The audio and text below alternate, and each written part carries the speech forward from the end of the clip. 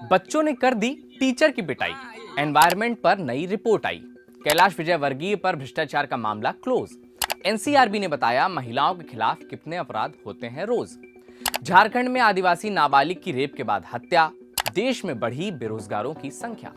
ये सारी छपी छिपी कहानियां इसी हिंदुस्तान की हैं, जिन्हें देखा तो गया मगर अनदेखा कर दिया गया।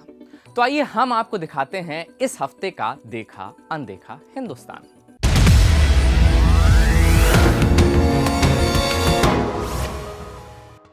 देखे अनदेखे हिंदुस्तान की यात्रा झारखंड से शुरू करते हैं। इस दृश्य को देखिए, पीटम पिटाई हो रही है। पिटने वाले शिक्षक हैं और पीटने वाले छात्र। बिल्कुल ठीक सुन रहे हैं आप। दरअसल बच्चों के प्रैक्टिकल में नंबर कम आए थे। बस फिर क्या था, बच्चों ने शिक्षकों को पेड़ से बांधकर पीट दिया। वैसे पिट रहे शिक्षकों में से एक को कुछ महीने पहले छात्र से जाति सूचक शब्द का इस्तेमाल करने की वजह से प्रधानाध्यापक के पद से हटा दिया गया था। ऐसा ही मिलता जुलता मामला हापुड़ से भी आया। पहले टीचर ने बच्चे को पीटा, कान का पर्दा ही फाड़ दिया, फिर बच्चे ने टीचर को पीटा। बाकी कल हिंदुस्तान ने खूब हर्षोल्लास से शिक्षक दिवस मनाया है। गुरूर ब्रह्मा गुरूर विष्णु से सबकी टाइमलाइन पटी पड़ी थी। झारखंड में सिरफिरे आशिक ने एक नाबालिग को जलाकर मार डाला। इस हत्याकांड से अभी लोग उबरे भी नहीं थे कि एक और दिल दहला देने वाली घटना दुमका से आ गई। झारखंड के दुमका में एक नाबालिग आदिवासी लड़की का शव पेड़ से लटका मिला। रेप के बाद हत्या का मामला सामने आया और सामने आया एक बयान राज्य के मुख्यमंत्री हेमंत सोरेन का। जब सोरेन से इस घटना पर सवाल किया गया तो माननीय ने कहा कि घटनाएं तो होती रहती हैं, घटनाएं कहां नहीं होती। ये बयान उस व्यक्ति का है जिस पर राज्य की जिम्मेदारी है। बहरहाल मामले में आईपीसी की धारा 376, 302 समेत पॉक्सो एक्ट और SC/ST एक्ट के तहत केस दर्ज कर आरोपी अरमान को गिरफ्तार कर लिया गया है। जिम्मेदारी सरकार की कल्याणकारी योजनाओं के प्रति भी है, मगर आजाद भारत की जनता को ये योजनाएं एहसान के तौर पर दी जाती हैं। हाल ही में यूपी विधानसभा के समय मुफ्त राशन स्कीम का खूब डंका पीटा गया। जनता को मुफ्त अनाज से लेकर नमक तेल तक दिया गया, मगर अब ये योजना बंद हो गई। बताओ क्यों? क्योंकि चुनाव खत्म हो गए। ऐसा हम नहीं कह रहे, जनता ही कह रही है। इस योजना के बाद उत्तर प्रदेश की योगी सरकार ने गरीब बेटियों की शादी के लिए मिलने वाले 20,000 रुपए का अनुदान भी बंद कर दिया है।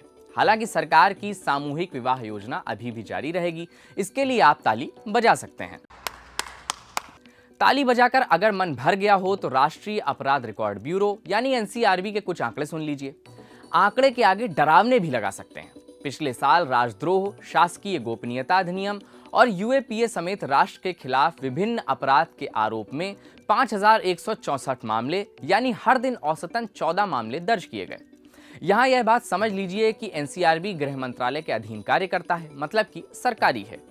NCRB ने ही बताया कि 2021 में सुसाइड से जिन लोगों की जान गई उनमें दिहाड़ी मजदूरों, स्वरोजगार से जुड़े लोगों, बेरोजगारों और खेती किसानी से जुड़े लोगों की संख्या सबसे ज्यादा थी।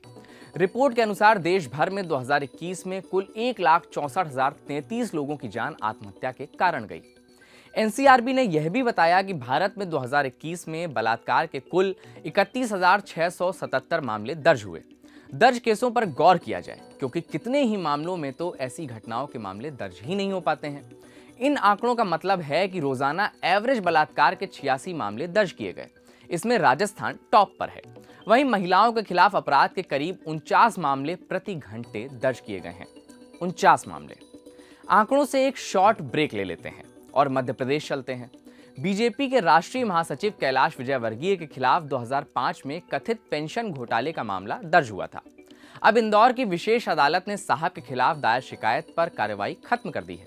वजह, क्योंकि 17 साल का लंबा अरसा बीतने के बावजूद राज्य सरकार ने उन पर मुकदमा चलाने की मंजूरी ही नहीं दी। मध्य प्रदेश कांग्रेस ने आरोप लगाया था कि बीजेपी नेता कैलाश विजयवर्गीय के इंदौर के महापौर रहने के दौरान नगर निगम द्वारा अपात्रों, काल्पनिक नाम वाले लोगों और मृतकों तक को पेंशन का बेफिजूल लाभ दिए जाने से सरकारी खजाने पर 33 करोड़ का बोझ बढ़ा था और 33 करोड़ का नुकसान हुआ था। भ्रष्टाचार हमारे लिए बहुत जाना पहचाना शब्द है। इस भ्रष्टाचार को रोकने के लिए एक सरकारी संस्थान है, नाम है केंद्रीय सतर्कता आयोग, अंग्रेजी में सेंट्रल विजिलेंस कमीशन यानी CVC। इस संस्था ने सरकारी महकमों को उनके करप्ट अधिकारियों के बारे में बता भी दिया, मगर 55 मामलों में महकमों ने CVC के हिसाब से कार्यवाही नहीं की। इंडियन एक्सप्रेस के मुताबिक रिपोर्ट में कहा गया है कि रेल मंत्रालय उन सरकारी महकमों की लिस्ट में सबसे ऊपर है जिन्होंने भ्रष्ट अधिकारियों के खिलाफ सीवीसी के सुझाव का पालन नहीं किया और अपनी अनुशासनात्मक प्रक्रियाओं के अनुसार मामलों का निपटारा कर दिया। एक संस्थान ने हमें बेरोजगारों के बारे में भी बताया। संस्थान का नाम है centre for monitoring Indian economy यानी CMIE। इसने बताया कि देश में बेरोजगारी दर अगस्त में एक साल के टॉप लेवल 8.3% पर पहुंच गई। इस दौरान रोजगार पिछले महीने की तुलना में 20 लाख घटकर 39.46 करोड़ रह गया। बेरोजगारी से जीना मुहाल हुआ जा रहा है। जीना मुहाल कर रहा है प्रदूषण भी।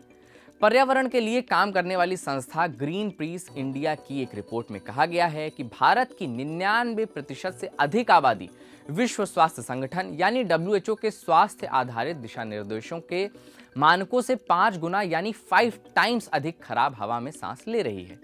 दिल्ली के हालात सबसे बुरे हैं। Different air under one sky title से रिपोर्ट आई है। रिपोर्ट के साथ आई एक खबर और सीक्रेट टाइप की है। देश में नया संसद भवन बन रहा है। नाम तो जानते ही होंगे, सेंट्रल विस्टा परियोजना। उसके लिए 400 से ज्यादा पेड़ उखाड़े गए थे जिन्हें दूसरी जगहों पर लगाया गया था। अब दिल्ली हाई कोर्ट को एक हलफनामे से वन विभाग ने बताया है कि उन पेड़ों में से 121 पेड़ ही बच पाए हैं, बाकी सारे पेड़ खराब हो गए।